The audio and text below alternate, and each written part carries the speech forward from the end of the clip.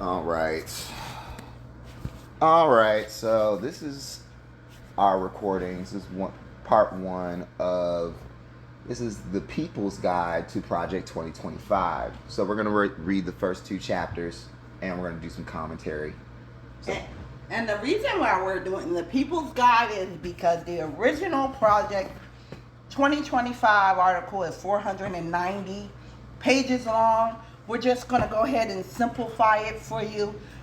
Both links will be in the description. So come on along with this ride with us. All right.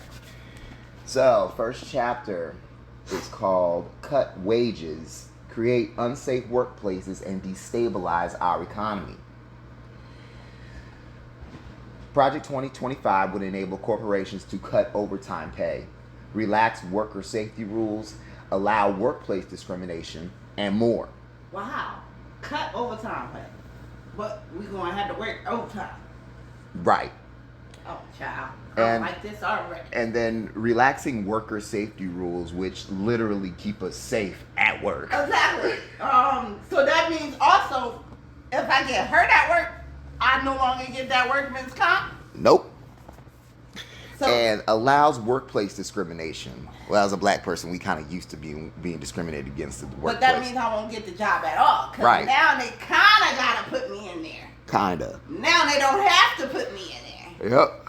Oh, God. All right. Well, we'll see how this turns out because as we have learned, history has shown us we're always the workers. They don't do shit for themselves. But here we go. Anyway, yep. Here we go. Number one, how they do it. Stop people from earning overtime pay. Project 2025 wants the Department of Labor to make it harder for people to earn overtime pay. In 2024, the Biden administration issued a policy that will make over 4 million workers newly eligible to qualify for overtime pay.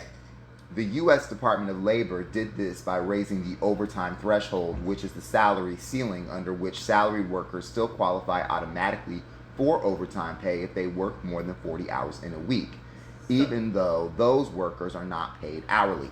So do y'all think this new tax bill, this non-getting taxed on overtime pay is actually for us? It sounds like it's starting the process. Yeah, raising the overtime threshold increases the number of workers with guaranteed overtime protections. Currently, the threshold protects non-hourly workers who make up to $43,888 annually, and it's set to rise again in 2025 to apply to people making up to $58,656. Project 2025 doesn't want to raise the threshold. Instead, Project 2025 proposes lowering the threshold and taking away overtime eligibility for millions of workers. This would leave at least 4 million working people in industries that pay annually but still at lower wages stuck working long hours without overtime pay. Everything from hospitality to manufacturing, administrative roles, and more. So basically, they want us to work for less money. Yeah. Overall, that's just what it is. Now, number two, how they do it. Cut funding for local job-creating programs. Project 2025 proposes to destroy a program that plays a pivotal role in facilitating transformative economic growth for local economies. Like Career Builder. Yes, career builder, and for local economies. So basically, like small towns and everything else that are trying to grow themselves and make themselves more, just to make themselves more developed. Yeah, developed. So that's a problem, especially for small, say rural towns. Yeah. You know what I'm saying? That's that's bad for them because it's like when I was in Iowa, I was in a small rural town. Because people got to understand, Project 2025 don't just affect the minorities, it's going to affect everyone. So these people in a royal town that are mostly Caucasian. Y'all will also be affected by this. Yes, you will be. If you live in a small rural town, white rural town, you are going workers. All workers, because most of those people are workers. Yeah. The Economic Development Administration, the EDA, was responsible for investing billions of ARP dollars into transformative infrastructure projects across the nation.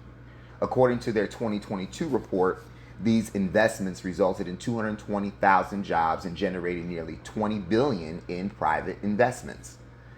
Project 2025 proposes that EDA grants should be consolidated with other programs and or eliminated, which would undermine the ability of the federal government to invest in communities across the nation.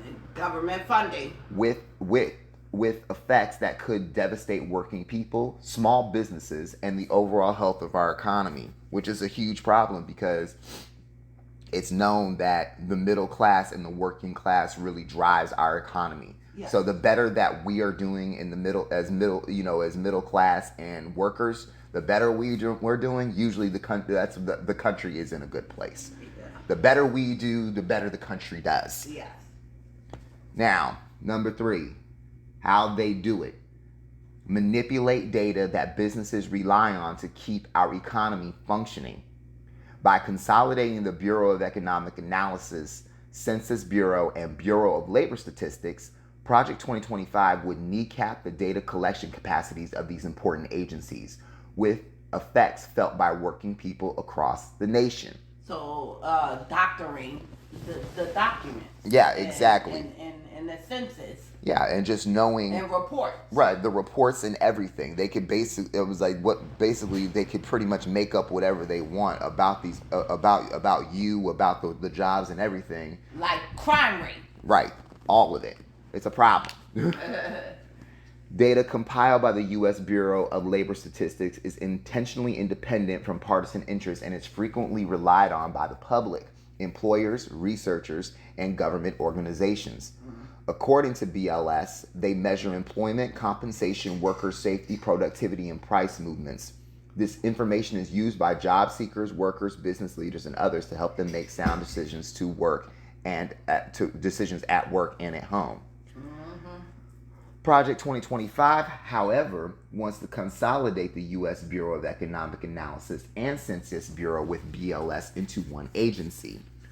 While formal reorganization requires explicit delegation from Congress to go through, the Trump administration made an attempt in 2018 to bypass Congress and use other executive powers to do so.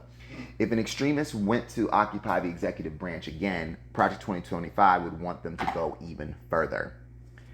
Politicizing BLS and reducing the data collection capacity of the agency by consolidating it into the Census Bureau would make it harder to know how our economy is doing, whether families' paychecks are growing, and what steps we need to take to make sure small businesses are thriving and people have enough in their bank accounts to make ends meet.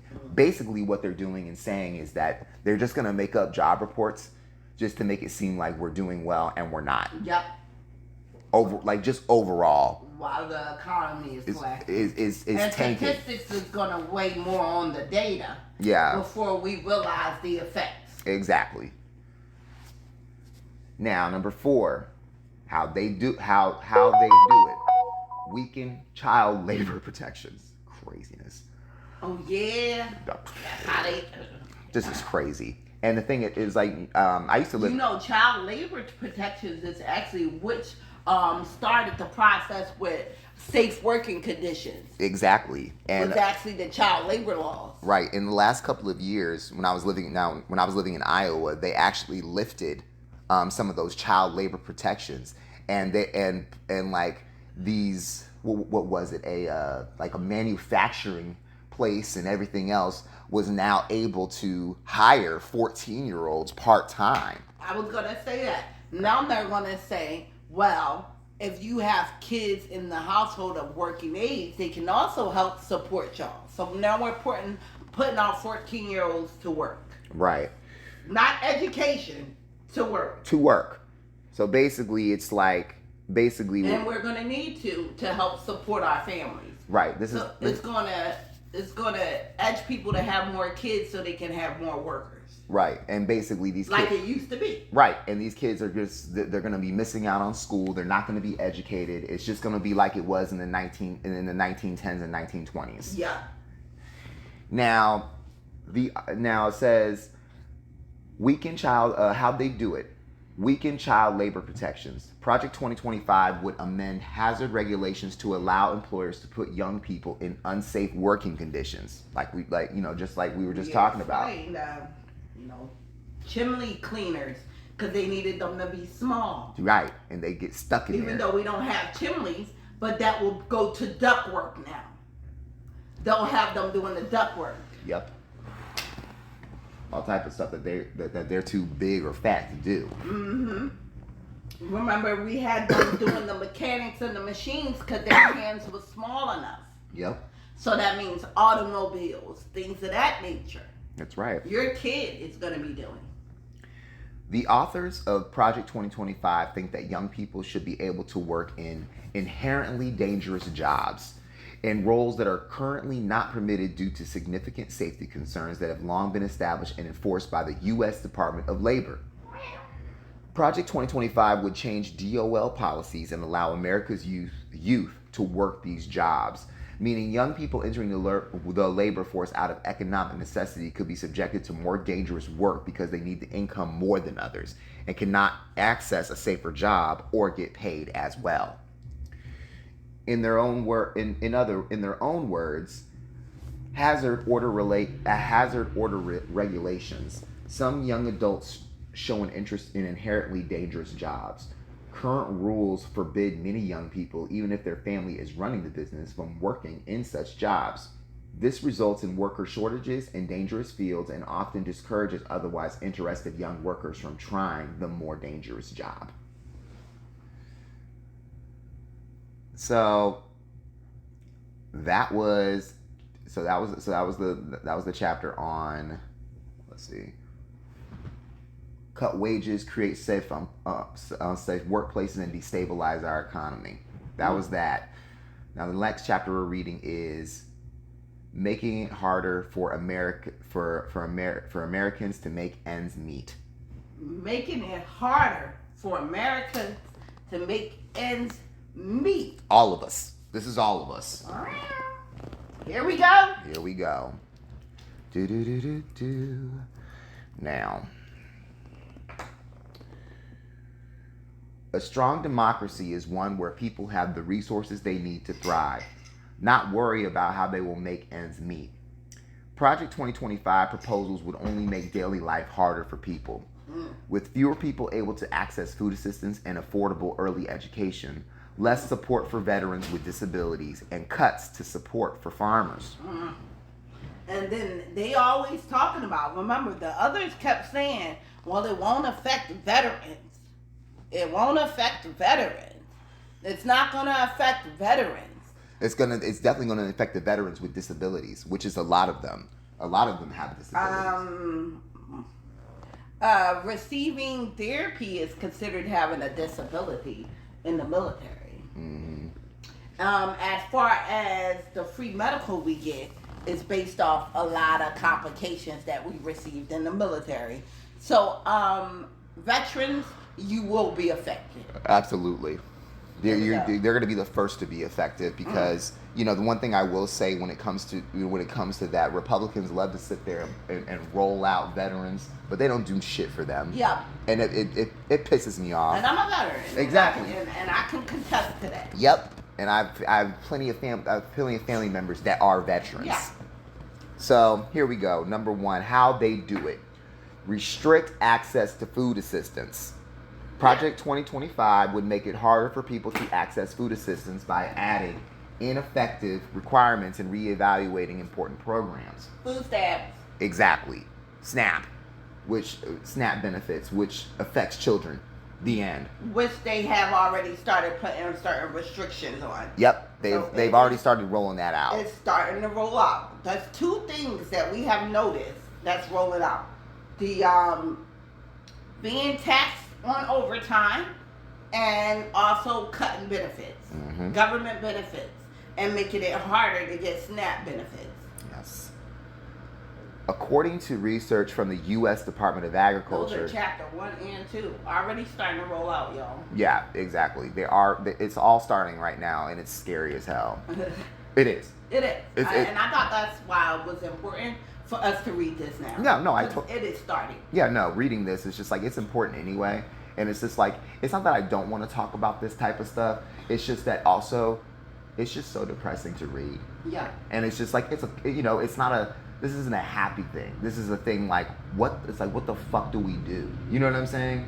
And so anyway. But I think the thing about this is very important is when this was first mentioned, that a lot of us could not believe, and we kept debating that, is this possible? Is this true?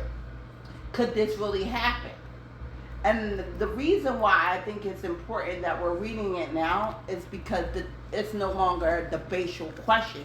We are in history, and we're watching these things roll out. So now as we're watching, we are already on the first phases.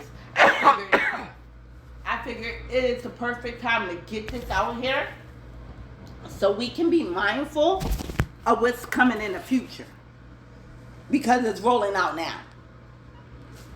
When we first started to discuss Project 2025 before the election, yes, it was a whole lot of speculation and we just couldn't. It's here, guys. It's in your face. You cannot ignore it. And now, you will not have the excuse for you did not read it for yourself because you're listening it. Yep. So here we go. So now, restricting access to food assistance. According to the research from the U.S. Department of Agriculture, 86% of all supplemental nutrition assistance programs, SNAP, benefits go to households that include a child, elderly person, or persons with disabilities. And 92% of all SNAP benefits go to households with income at or below the federal poverty line. The Thrifty Food Plan plays an important role in ensuring recipients of food assistance are able to access food that composes a balanced and nutritious diet. In tandem, the Biden administration has increased food assistance outlays to account for increased costs associated with more nutritious foods. Project 2025 wants to reverse course and reimpose ineffective work requirements with which recent studies have shown do not actually increase employment, but do still drive down the number of people who use food assistance. On to SNAP and reevaluate the Thrifty Food Plan. I mean, basically, they're just going to make it so much harder for us to receive these benefits. Yeah. And the fact that they're sitting here and going for 92% of all SNAP benefits. First off, that's not that if it's 92%, that means that it's basically people that they said are at or below the federal poverty line. Mm-hmm. So the 8% that the other 8% is like that. Those are the ones these people are sitting here and trying to say that there's fraud in these things, and everything else. And like clearly there's no fraud. You can't fraud when they can easily verify that you are at or below the federal poverty line. That's just how it goes. I've been on SNAP before. I was on SNAP when I first moved here to Philadelphia, and because I didn't have a job, and so I was able to get the emergency stamps. But as soon as I got my job, child, okay. As soon as I got my job, and as soon as I was able to have, I think they finally folded up after I got my first 4 checks. Mm-hmm. It was something like that, and then they cut it down, and then they cut it down, and then they ended it. Mm-hmm. They terminated my need for SNAP because I obviously didn't need it anymore. Yep. So, and I was the same. I could probably get on it for 2 months, but once they found my income, and I only have 1 child, I was cut off. So majority of my life, I basically had to pay for our food. And we already see them rolling out the restrictions, the guidelines to get it. And then now they just went ahead and stated that you can't buy junk food with food stamps. When we all know that most urban neighborhoods don't have supermarkets. We have our corner stores, our poppy stores. Yes. And majority of the stuff we get from there is junk food. Yes, and it's very and the thing about it is, even if they do have, and some of these poppy stores do have grocery items, it's overpriced. It's overpriced. Way overpriced. Yes. Even if you get one, and that's little, not and that's not their fault. no, That's not. And even if you get one little supermarket, the healthy foods are always overpriced, and when you have a family and you're budgeting, it doesn't seem right to get these things. You probably want to go to Walmart and buy bulk items of certain things that are now being restricted. So it's already starting to trickle down in effect. We're real time, guys. Real time. And these motherfuckers are going by the book. Mm-hmm. They are. They went from 1, 2, and 3. Yep. Like, they're going by the book, guys. This is the book. Yeah. This is how this is how the book. This is how it goes. This is the book. They're literally going by the book. I'm like so shocked about this, and I told you I had got a feeling about this is our next read. Okay. This is No, I think this is a good idea. When you said it at first, I was just like, Project 2025. I was like, this is gonna be depressing, and so that was my main pushback. Not that I didn't want to do it. I was just I was like, it's depressing. Well, I'm strategic and basically military, so basically reading this for me is letting me know their next moves. It's helping me figure out what my next steps are, and it is very important. Right. This is also strategic for me.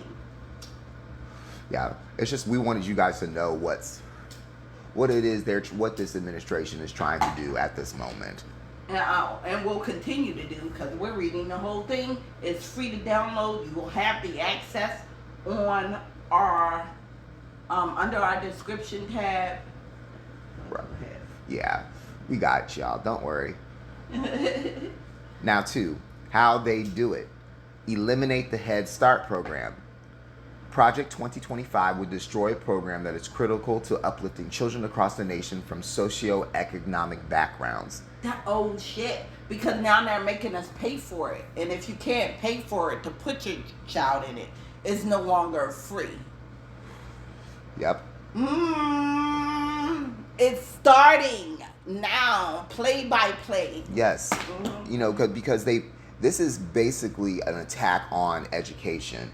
Yeah. It's an attack on education. Because if you're not educated, you're just always a worker. You don't know. Yes, you just always a worker. We always said, like, our parents that have struggled and fought to get us to where they are very uneducated, and they worked to get us the education we needed to succeed. But we always know that they will never go past that, and that's what they don't want for us and our kids. Right.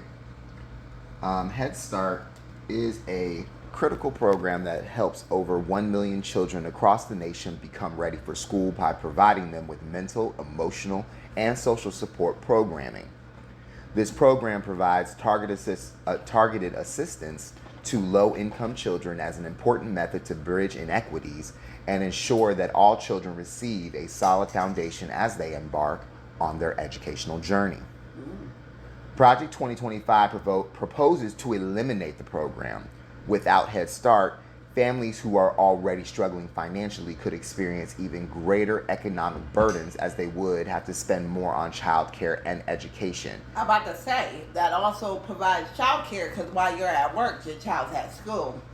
No longer school, your child's home. Right. Which will leave, guess what, women? You back into the household, because the man needs to work now. Exactly. Because that will lead you, baby. Yeah, it really affects. And all the women that stay in the working field will be demonized. Yes, it really affects. It will end up. It affects the working family's whole dynamic, because mostly working families, they're 2-income households. And we need to be. Yes. We need to be. In this economy, it's very crucial. Yeah, it's crucial to have two incomes. That's just what it is in today's world. But knocking it down to the one is also crippling us financially. Do y'all not understand how that works? Knocking it down to one will definitely cripple the house, and it will cripple us a lot quicker. Yes, especially especially when they're talking about these children. We're mostly talking about black children who really. And what was number one? cut wages. Yes. Number one was cut wages. Yep. So you start by that. Cut wages. So they're cutting the wages, not only cutting the wages, but want to go ahead and cut a program to cut these wages for these already working families whose kids may be in Head Start. Yeah. You know. To bring the woman back to the household where she will not be able to work, and that's cutting her wage completely. So you're half a wage in this economy. Yeah, and the good and the thing about it is this particular part of it, this like eliminating Head Start, they could probably do it federally, but state to state is going to be very difficult because depending on what state you live in, there's a good chance that they might even bolster up those programs even more because of this current administration. Well, that's currently what we're doing now. We're definitely fighting state to state with this. Yeah, no, education. With a lot of these new rules and requirements. Yeah, especially but the red states, unfortunately. Yeah. And those who live in the red states, you're screwed. Screwed. I'm in Pennsylvania, and even though we did vote red at one point, Philadelphia, the main city that strives this state, is very liberal. So I'm kind of in a good place. Yes. But. So this is the next thing. Is 3, how they do it. Limit which disabilities qualify veterans for benefits. The authors of Project 2025 think that too many veterans qualify for disability benefits. Anyway. Well, I got a question. The military fucks you up. No matter what. I got in at 17 a baby. And in all forms. With just being able to take orders and not question it is the first start. So I don't understand how anything could disqualify a veteran. Yes. You gotta understand one thing about the military and what people don't speak. We are trained to kill and defend. That is our job. We're not there for education. We're not there for higher studies. We're not there to sit there and connect with people. We are trained to kill. And that is our career and that is our life. So training people to kill does not inherit a very positive environment for these individuals to strive in, okay? And it's very mentally draining and it affects our ability, especially when we have to deal with regular civilians in the regular world, because we are trained to defend and fight and to see threats. We're not trained to socialize, to be a part of civilization. And a lot of the times, veterans are put in these roles, and then when they're not capable of doing their duties, are just left out there to civilization where they're not, when they were not trained and brought up to strive in these environments. That's why you see a lot of veterans homeless, mental illness, and out on the streets. And the first thing everybody always say, well, you're a veteran, don't you get benefits? That's not how it works. And no matter what the benefits that I got, you literally took me out of the fight and you dropped me into civilization, and I have to cope with it without anybody and not being able to understand and people being able to recognize. You took me out of the fight to a customer service center. Doesn't work. Just like the mental issues and the abuse and what we experience as black people in America is the same as what a veteran will feel being taken out of that into this. Exactly. And it says here, disability benefits are often critical lifelines for veterans who became disabled as a result of their military service, and can be the difference between a veteran being able to put food on the table or not. Mm-hmm. You know, and Chantel was just like, going on about this. the lifelines of taking you out of the fight and into like you said, a customer service position or something that revolves you being around people. You know what I'm saying? And and these are soldiers. You know what I'm saying? And not only that, my pension pays my bill, but I still gotta work because I gotta eat. Gotta eat. That's the food. I can't pay for food. Exactly. And all the regular necessary things that I need. The pension takes care of that. Exactly. So that's how little I still receive, and I'm thrown out into the wolves. Yeah. And the other thing about it is, it's like a lot of people don't understand is that not all veterans are the same. No. And when I say this, I mean about it's like of the benefits that they receive. Yeah. Because I was like, the higher rank you are, the better benefits that you receive. Yeah. Yeah. And that's just what it is. If you do full 20 years, if you get out at 15, like I did, and did not stay the full 20 years, yes, I still was granted some benefits, but not full. It's a lot to that, and he's correct.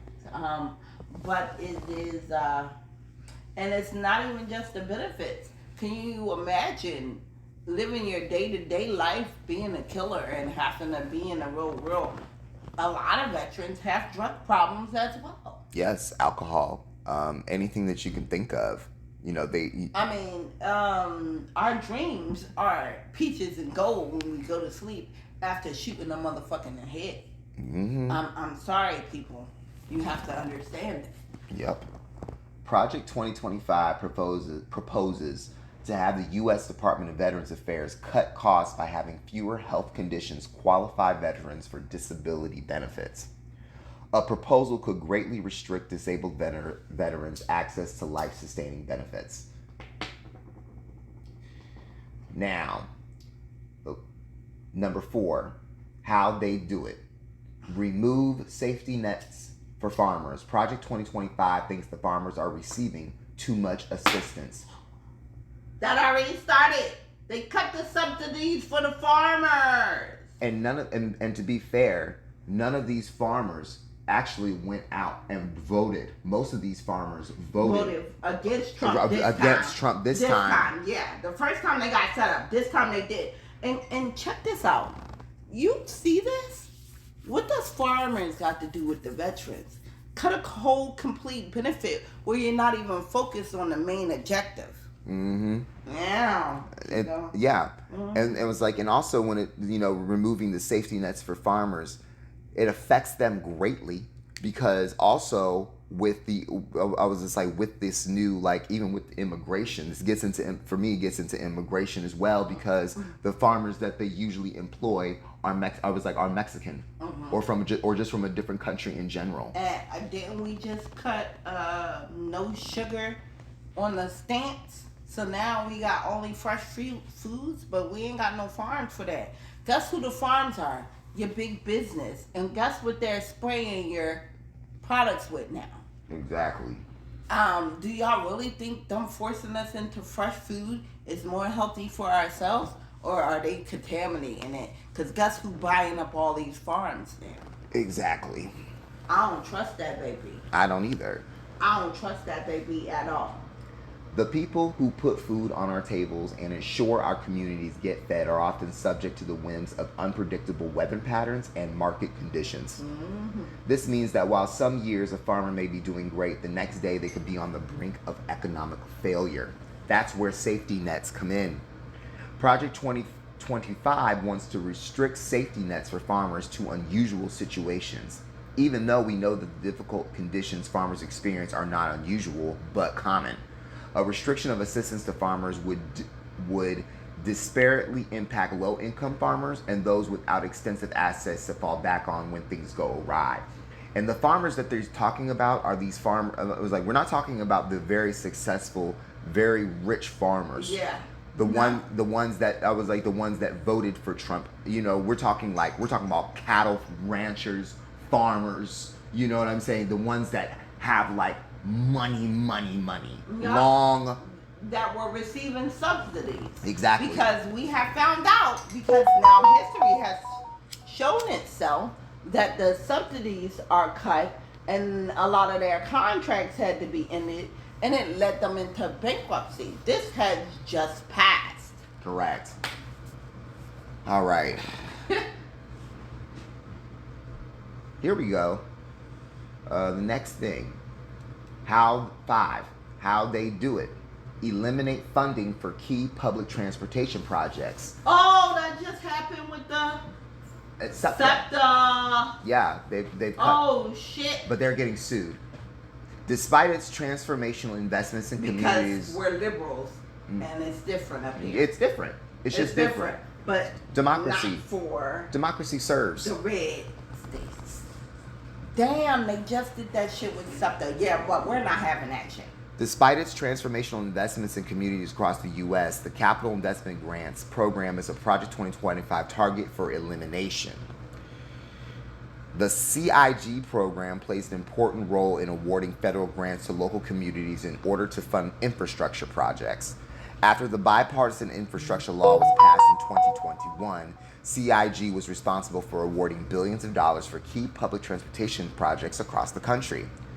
Project 2025 wants to eliminate CIG, which could make it much harder for Americans without cars to get to work and travel around town to work or just to be with family and friends. This is why a lot of big public transportation systems across the country, the large ones, and why a lot of them are going on strike, because they are underpaid, they're underserviced, and I was just like, and they're not treated very well, and so they're trying to make it seem like they're like they're not useful anymore. Yeah. And a lot of these places need a lot of these rural places and are out there who are not close to cities who need public transportation. One thing I will say that I'm very impressed with Pennsylvania is that they actually have public transportation everywhere, even in our rural areas. That's Hershey.